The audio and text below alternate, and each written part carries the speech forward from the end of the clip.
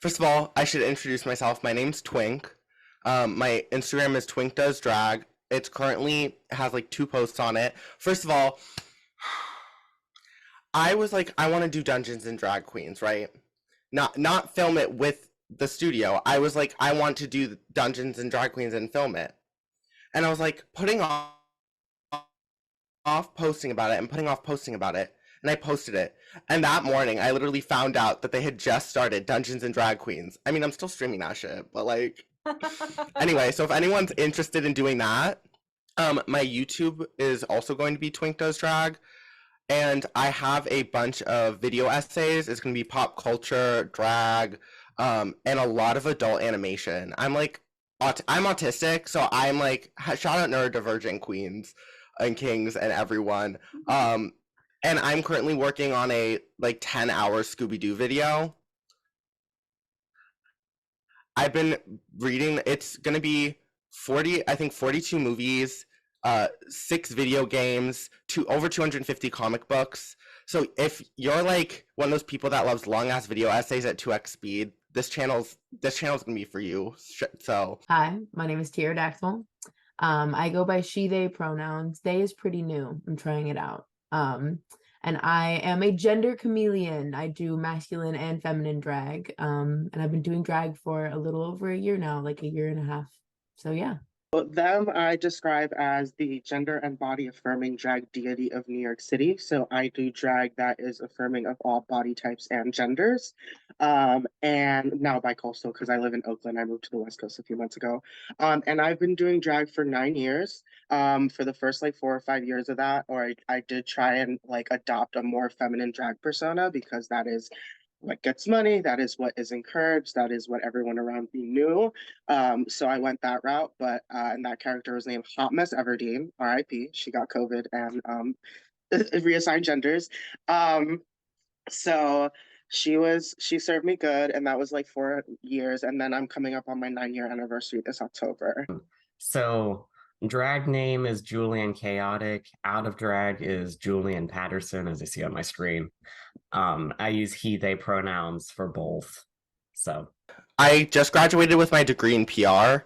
So from a PR standpoint and a marketing standpoint, I think we've established in the Drag Race narrative that some of these performers are non-binary, and we've had, I think the first gender bent runway was Milk on season 7, if I'm remembering correctly, and then they shat on her for it, and then they're like, just kidding, the audience didn't love that we did that, so we're gonna do a runway after her, which just kind of played on the ongoing narrative of the producers being hypocrites, which I'm not going to say anything about because, would love to be on a TV show. So I'm going to try and not piss off production as much as I can, but also I'm kind of a messy cunt, so that's probably not what's going to happen. Part of my gig is that I will go from femme to mask, like in a brunch. So I'll come out and do like a number and then come out and everyone's like, when did this guy get here? And it's really interesting. I love it. I love seeing the look on people's faces. It's a great way to get to like entertain the audience, bring something new, bring kings into like queen spaces where they normally aren't booked. But I have totally noticed before when I'm getting like tipped as a queen, and then I come out as a king number and it's nothing. It's no money. It's the same people who were like throwing dollars have like no attention span. They're on their phone, There's a direct difference in the way that like kings and queens are treated. I think there's a lot of nuance that goes into that. There have been opportunities on the platform to give drag kings opportunities. I remember there was a musical maybe like last season, maybe 2 seasons ago now, like all of them blur together. But that there was like a king-like character, and I think there's like a masculine character in some of these musicals. So there have been opportunities. And then also when that person, cis guy, played this king character, like it was just like he wore a shiny blazer, and that was it. There was like no dramatic makeup. It was just like, okay. So there's some of that direct stuff where it's like, okay, if you wanted to do it, there were small opportunities to already do it. in our local scene in Pittsburgh, we're really big on pageants, especially in the bars. And so far they've been like Miss pageants. And it's, partly because, that's just the way things have been done. But it's also partly because not many kings have been coming out and pushing their way in. But so I've started, like, when I see some of those pageants, I've asked for a packet because I have competed in a couple that were originally a Miss pageant, but it changed. The title changed after I competed as a king. Also, I was thinking of doing a series where I green screen myself into episodes and just do some buck wild comedy shit. So if people would be interested in that, please comment on Kayla's video and let me know. If you're like, absolutely not, this is a fucking terrible idea, leave the girls alone, I will. So it's weird because I'll wear the super masculine shit and I'm like, I was assigned male at birth. So there's some psychology behind being able to look like the people that hurt me and look like this idea of this super macho masculine man that a lot of that all men are told that they have to fulfill, and that especially queer men, gay men specifically, wild with the fucking culture that has arisen with steroids. It's so wild. And so I literally am putting on this skin, and I feel weird because I'm like, does this even count as drag? Like, it is me showing how stupid this is, using like a literal rubber fake body parts and face paint. And then there's also the dysphoria aspect of I'm painting my face kind of clown, and I have like I'm like muscly and like tan and normal, and then I'm like Bianca Del Rio in the face. So I don't know. And then when I dress up as a woman, I'm always like, this doesn't look good, this isn't right. And I think part of that is I've watched Drag Race, I've watched how the fans react, everyone has their opinion, and what I think is great is we get to have discourse, we get to find other people that share interests using Reddit, using YouTube comments. At the same time, that leads to people mimicking others' behaviors, and being super nitpicky has become like a big part of drag culture. And being, especially with queens that the narrative is they're extremely detail oriented, extremely specific, and kind of like a boss. Like Violet really was like, y'all need to get your fashion shit up. I mean, obviously we had Raja in season 3. Don't fucking come for me, Raja stans. Although she should not have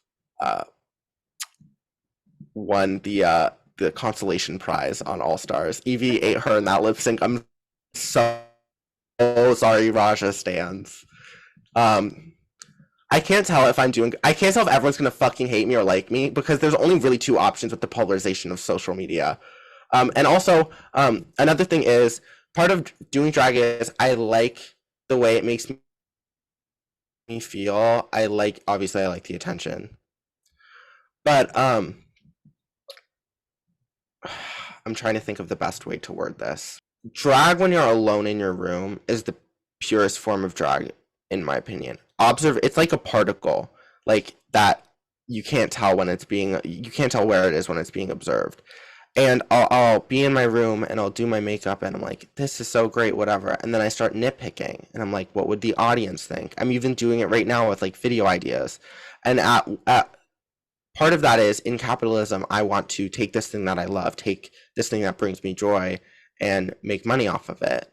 And at the same time, I want to be able to do it my way, and I have to balance that. And then you have all these structures, and gender comes into it, and politics, and it just gets really messy, and it gets to be stressful sometimes.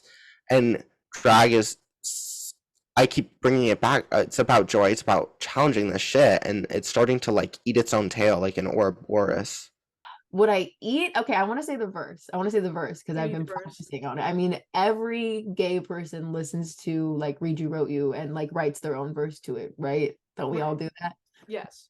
So I would say the verse challenge is what I would like really want to do. I'd be nervous for Snatch Game, but that's like the dream to like play Snatch Game. So I'm not in any way setting myself up by saying I'd be good at it. That's not what I'm saying. If I'm ever in LA, would you put me in drag? I wanted to do it like Yes. I wanted to like do like have a drag king put me in drag, like as a drag king, like for so long. So like Okay, literally, yes. You can sleep on my couch, Kayla. Like for real. We will go out. It would be so fun. Ellie, okay, I dead ass might take you up on that if I'm ever in LA. It's on video now, so the masses know. 'Cause I would love to paint. I'll paint you in king drag, and I'll paint myself as a queen, and we'll go out as like the queerest little couple on the planet. Oh my god, literally you just made my night. I have my own opinions on Drag Race. I get that it's a business and they're trying to keep their business afloat, but I wish they would get progressive a little faster because it feels like they don't start including certain identities until like the mainstream is practically like screaming at them for it. Yeah. Like, and I guess like being part of like a community of like marginalized people, it's like I would really love to see just standing up for everybody else in the community a little bit more. Of the assimilating culture is now we see in marketing campaigns, it is usually a gay white couple having a child, and part of that is Lee Edelman, who wrote the book No Future, talks about the image of the child and how everything in heterosexual culture is to preserve the future, to work towards this goal, and the image of the child is like kind of the carrot, when you're the carrot and the stick. Yeah. And so capitalism absorbs gay people by slowly saying, you can have this picturesque life, you're just as good as straight people, without realizing that capitalist system is the reason we're subjugated in the first place, and that queerness started as something fucking radical. Like, it was a reaction to a system that told us we are not people, we do not exist, that we are not allowed access to politics, we are not allowed access to money and resources, we're not allowed to take care of ourselves or to take care of other people we care about. They started doing a proxy version of this that still allows them to maintain power, but they've started now collaborating with local drag artists during the Work the World tour to do pop-up shops. And I'm like, y'all could have been writing grants. Y'all could have been doing this with DragCon. You could have been sponsoring local shows at every DragCon. If there's equity that wants to be done, it has to be done through those lenses and not just through the lens of like, let's bring drag kings in. There's no generosity within that machine and within the people that are creating that machine, unless it suits their visibility and it suits the vision of the times, or their feet are being held up against the fire for whatever it is that they've said on past seasons.